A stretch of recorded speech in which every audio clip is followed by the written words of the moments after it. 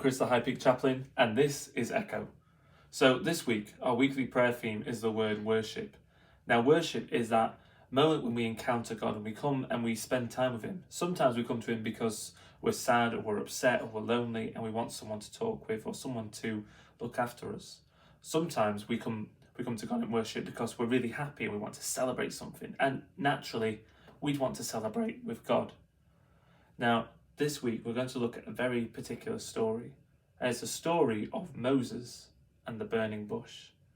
Now, if you go over to Storykeepers, you'll find Jed has told this story for us. So head over to Storykeepers now and pause me here so you can go and have a listen to the story of Moses and the burning bush.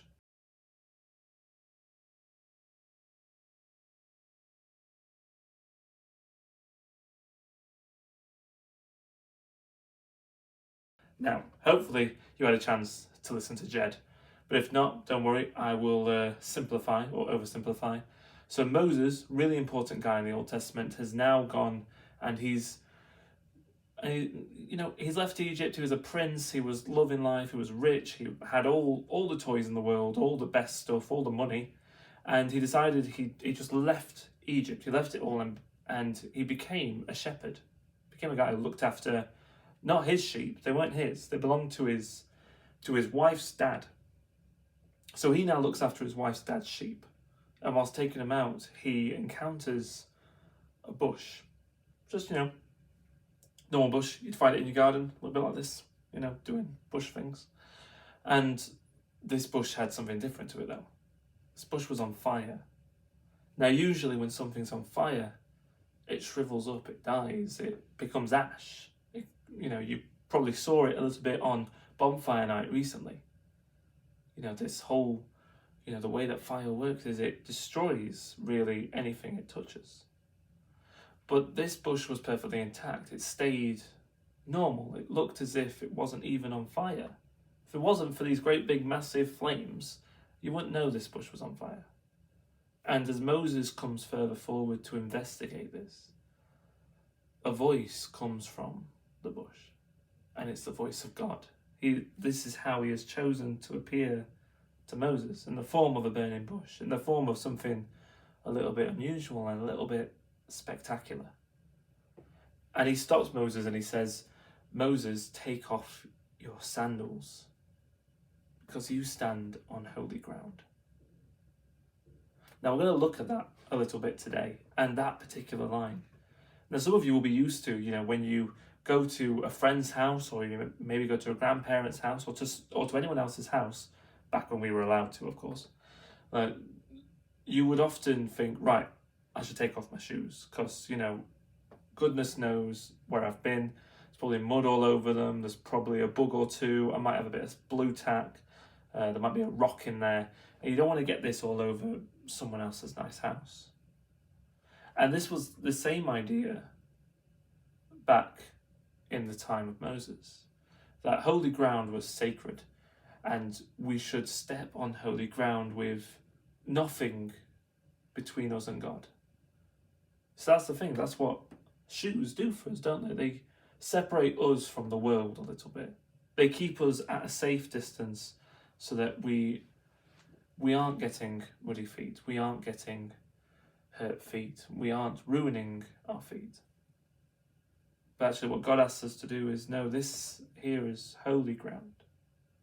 So take off your shoes and step upon holy ground, all of you. No barrier, nothing holding you back, and connect perfectly with me and my world. You see, that's what God invites us to do in worship, is to take off our shoes and step on holy ground. Now, not literally. I mean, I think some of us would get quite irritated if every time we went to church or every time we went into a collective worship, we'd have to take our shoes off. But actually, it's a symbol, isn't it?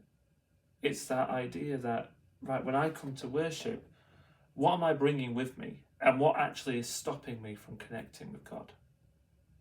Is there a worry in my head? Is there something holding me back? Is there someone that I'm worried about, or or I'm maybe thinking about too much because I've said something nasty to them, and I'm thinking about, oh goodness, what have I done now? I've said something nasty, or fallen out with this person, or had a fight with that person.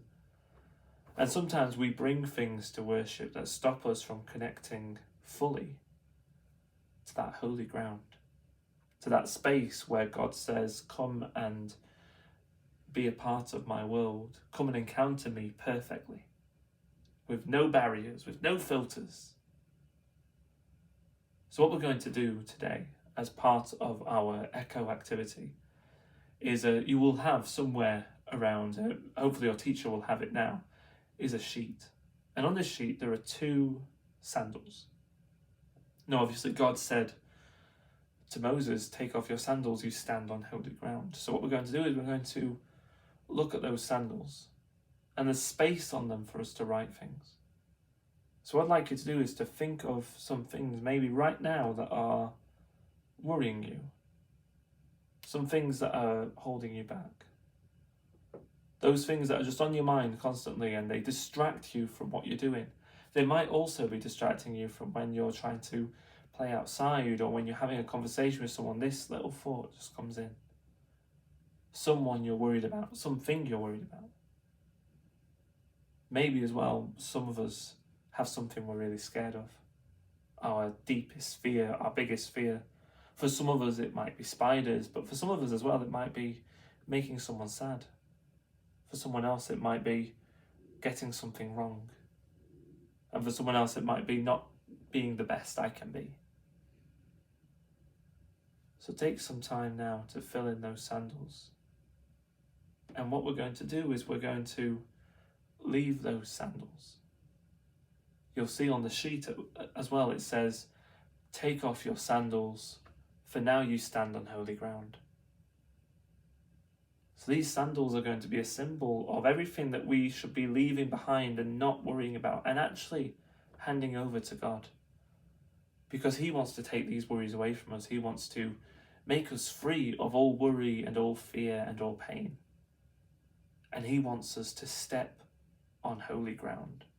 He wants us to step into his world and encounter him fully and perfectly. And he's willing to help us do this. So take some time now to fill in these sandals with all the things that are worrying us and holding us back, and the things we're scared of. And let's hand them all over to God. Let's hand him our sandals so that we may together walk on holy ground. I'm Chris, the High Peak Chaplain. God bless.